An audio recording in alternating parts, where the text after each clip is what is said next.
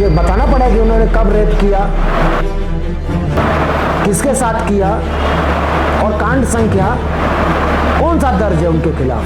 आप उनकी छवि खराब करने का प्रयास कर रहे हैं। मैं डीजीपी से अनुरोध करूंगा कि अगर ऐसी कोई भी मेरे खिलाफ केसेस हैं तो आप उसको अखबारों में छपवाइए कि मनोज सिंह के खिलाफ ये केसेस हुए हैं, ये माफिया हैं, ये गैंगस्टर के साथ जुड़े थे। मैं चैलेंज करता हूँ। इसका नाम किसी को नहीं पता, मुझे पता है। उनकी पत्नी जो थी चंपा देवी थी, वो बहुत ही अच्छी और सीधी सादी महिला थी। इनकी शादी सरजू राय की, जो आम जनता में किसी को पॉलिटिकल क्षेत्र में नहीं पता। मैं अगर तुम्हारे में दम है, मैं तुमका सबका इसलिए परवाह करो कि वो आदरणीय नहीं रह गया। जब एक आरोपी गलत आरोप लगा रहा है किसी इंफॉर्मेंट पर, मैं केस का सूचक हूँ और तुम मुझ पर आरोप लगा रहे हो। मैं पूछता हूँ सरजू राय, ये बताओ, मैं तुमको चैलेंज करता हूँ, ऐसा राजनीतिक कोड़ी है, राजनीतिक कोड़िया है ये। बहुत गंदा इंसान है, चरित्रहीन है ये आदमी, चरित्रहीन आदमी है ये। तो लालू यादव के डर से उन्होंने इस्तीफा दिया। उनकी जगह अध्यक्ष बने मिस्टर बीके सिंह, जो मेरे साड़ू थे, स्वर्गीय बीके सिंह। मैं इस नाते जानता था, लेकिन मेरा कभी इनसे ऐसा कोई लगाव, इंट्रैक्शन कभी नहीं रहा। महिला मित्र होती है या जो भी कह लीजिए, उनकी सहयोगी साथ में आती है और वो भी एक वीडियो होती है, वो भी उस एनजीओ में, वो भी इस एनजीओ के गवर्निंग बॉडी में शामिल होती हैं। सरजू राय को मैं 90 से जानता हूँ, 1990 से। वो गुमला के जमींदार थे। वो इनको लेके पटना से रांची आए थे। नौकरी नहीं थी, कोई बिजनेस नहीं था। एक कुर्ता, एक पैजामा और एक झोला और एक टूटा हुआ चप्पल इनके पास था, जो मैंने देखा है। पटना से आखिर सरयू राय से बीके सिंह का क्या संपर्क था, कैसे संपर्क? बीके कहने के लिए, जबकि ये कहीं से एक फ्रीलांसर पत्रकार के रूप में कुछ लिखते थे। सरयू राय लिखते थे। उनकी पत्रकारिता राजनीति में तब्दील होती है, उसके बाद वो भ्रष्टाचारी कहलाते हैं। भ्रष्टाचारी कहने वाले मनोज सिंह हमारे साथ बैठे हुए हैं और पूरी कहानी बता रहे हैं। सुनिएगा, एक एक तथ्य बताएंगे। तो नमस्कार, जोहार झारखंड। मेरा नाम प्रियांशु झा है, आप देख रहे हैं द मीडिया वाला एक्सप्रेस। दिल्ली से आपने ये सुना होगा कि झारखंड में चुनावी तापमान तेज है। चुनावी तापमान के बीच विधानसभा चुनाव का आगाज होने ही वाला है। इसी बीच एक बड़ी खबर सामने आई है। सरयू राय, जो बीजेपी के कद्दावर नेता कहलाते थे, उनके ऊपर तमाम केसेस किए गए बन्ना गुप्ता द्वारा। अब एक बड़ा नाम सामने आ रहा है, मनोज सिंह। जी हाँ, मनोज सिंह ने एफआईआर किया है सरयू राय पर। सरयू राय की मुश्किलें बढ़ गई है। अब क्या राज है इनके अंदर, इनके भीतर क्या चीजें हैं, क्यों इन्होंने एफआईआर किया है, ये बातें आज हम मनोज सिंह से करेंगे और ये साक्षात्कार आपके बीच हम अभी लेकर आ रहे हैं।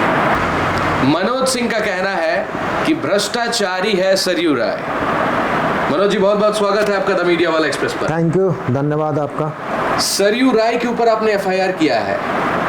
सरयू राय को कितने समय से जानते हैं? सरयू राय को मैं 90 से जानता हूँ, 1990 से। 1990 से, एक बहुत ही लंबा सफर। आप सोचिएगा कि कितने तार जुड़े होंगे सरयू राय के साथ। और 1990 से 2024 है ये, तो सभी तार के बारे में आप जानकारी देंगे, क्या क्या तार है और क्या क्या उनकी कहानियां हैं। और 1990 से जानते हैं तो शुरुआत से लेकर अंत तक आप थोड़ा सा बताइए हमें। देखिए, सरयू राय 1990 के आसपास रांची आए। अच्छा। उनको रांची लेकर आने वाले मेरे अपने बड़े साड़ू स्वर्गीय बीके सिंह, जो इस दुनिया में नहीं है, वो गुमला के जमींदार थे। वो इनको लेके पटना से रांची आए थे। अच्छा। वो राजनीति में भी थे और सामाजिक रूप से भी बहुत ही सक्रिय थे, मददगार थे। मतलब सरयू राय, कुछ ऐसी स्थिति खराब होगी सरयू राय की? सरयू राय को भोजन पर भी आफत था, क्योंकि इनके पास कोई काम नहीं था, कोई नौकरी नहीं थी, कोई बिजनेस नहीं था। एक कुर्ता, एक पैजामा और एक झोला और एक टूटा हुआ चप्पल इनके पास था, जो मैंने देखा है। तो वो जब, तो मेरे जो साड़ू थे वो बहुत ही दयालु आदमी थे और संपन्न आदमी थे जी। तो ये जब पटना में भी रहते थे तो फाइनेंशियली इनकी मदद वो करते थे। स्वर्गीय बीके सिंह पटना में ये जब रहते थे सरजू राय, मतलब अपने पास लाने से पहले भी वो इनके स्पॉन्सर्ड थे। इनके जीवन यापन, खाने पीने की व्यवस्था वही करते थे, घर का भाड़ा भी वही देते थे। अच्छा। उसके बाद उन्होंने तय किया कि भाई आप पटना में क्यों हैं, आपको चलिए वहीं लेके चलते हैं, आप मेरे यहाँ रहिए और आपके लिए कुछ रोजी रोजगार मैं तलाशूंगा। वो लेके आ गए। मैंने उसी समय इनको देखा, वो गुमला में रहने लगे। गुमला के पास हार्डली गुमला से 2 किलोमीटर गांव है करौदी, वो वहाँ के स्थानीय मूलवासी हैं।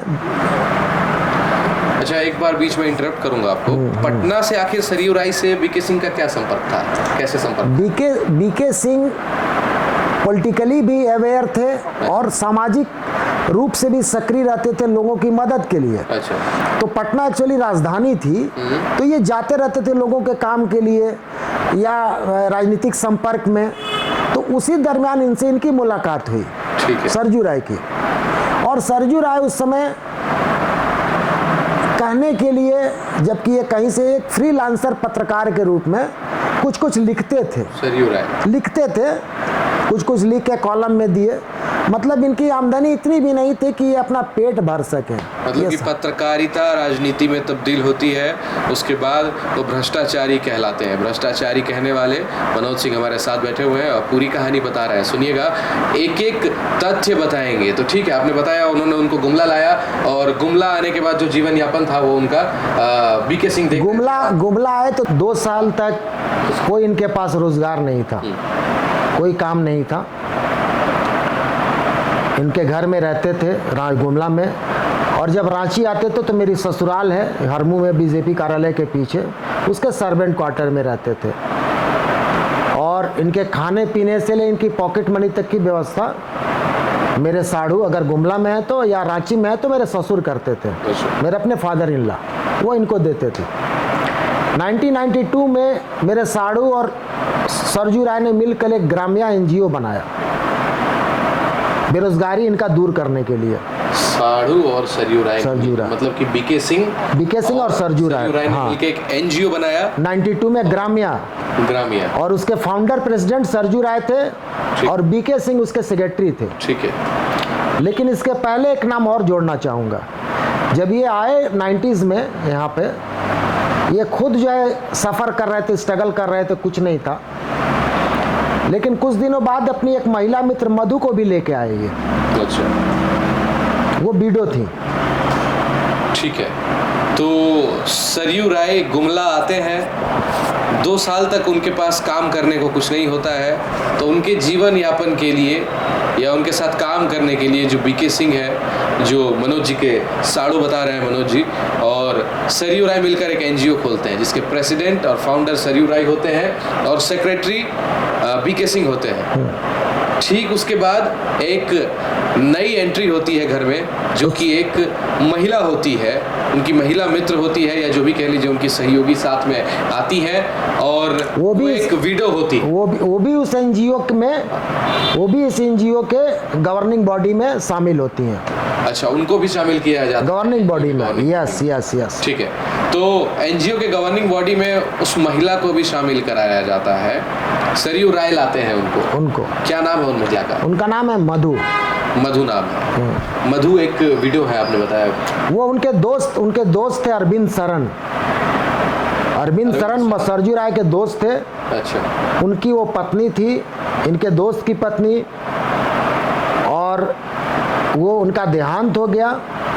अब मुझे नहीं पता है कि देहांत के पहले से इनका संबंध था या बाद में, लेकिन ये महिला मित्र हम लोग की नज़र में जब ये गुमला लेके आए, रांची लेके आए 91 के आसपास, तब हम लोग को पता चला कि भाई ये महिला मित्र हैं। और वो भी साथ में टिप्पणी, और वो भी साथ में रहती थी।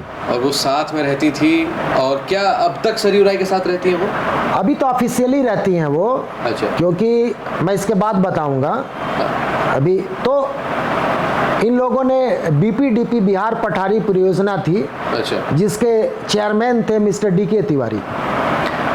तो उनके माध्यम से ये लोग एनजीओ में फंड लेते थे प्लांटेशन के काम के लिए।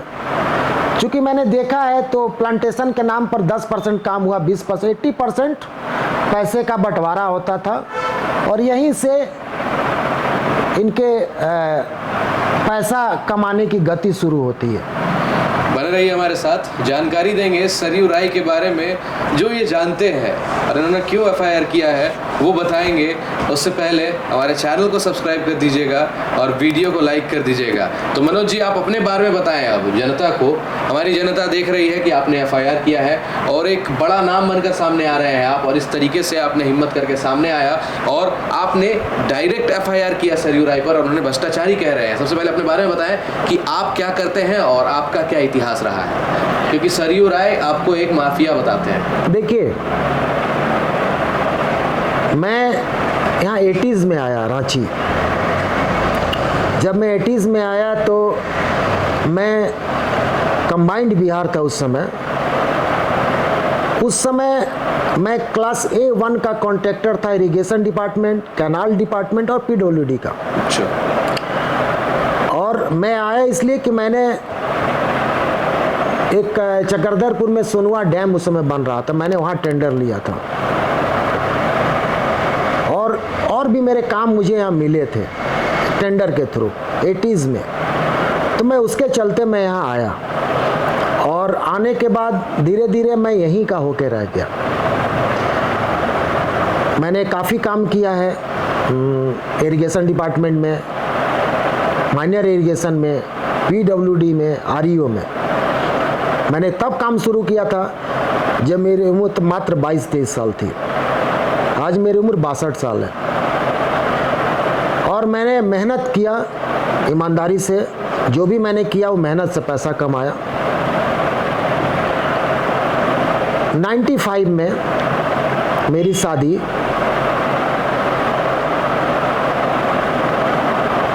जो मेरे साड़ू, जिनका नाम मैं ले रहा हूँ BK सिंह, उनकी सबसे छोटी साली से तय होती है। तय जो है वो दोनों परिवार मिलके करते हैं और 11 जून 1995 को मेरी शादी बैंड बाजा बारात के साथ रांची में ही संपन्न होती है। तो आप रांची के बन के रह जाते हैं। रांची में काफ़ी काम किया आपने, कॉन्ट्रैक्टर के रूप में इन्होंने काम किया है। तो सरयू राय पर आपकी नज़रें टिकी थी जब वो आपके साड़ू के पास आए थे? आपने उनको देखा था? कितने बार इंटरेक्शन हुआ आपका? देखिए, इंटरेक्शन ये था कि मैं जानता था कि भाई ये सरयू राय हैं, ये मेरे साड़ू के साथ रहते हैं। इससे ज़्यादा मेरा कोई इंटरेक्शन नहीं था। लेकिन रांची में जब मेरा पहले मैं हरमू में रहता था तो मेरे साड़ू आते थे तो उसी घर में वो भी रुकते थे। अच्छा। मेरे साथ। ठीक है। गुमला से जब आते थे तो अपने ससुराल में नहीं रुक के मेरे साथ रुकते थे। और जब रुकते थे तो सरयू राय और मधु मेरे यहाँ उनके चलते कई बार खाने पर आती थी। वो लोग मीटिंग करते थे, रहते थे, मैं इस नाते जानता था। लेकिन मेरा कभी इनसे ऐसा कोई लगाव, इंट्रैक्शन कभी नहीं रहा।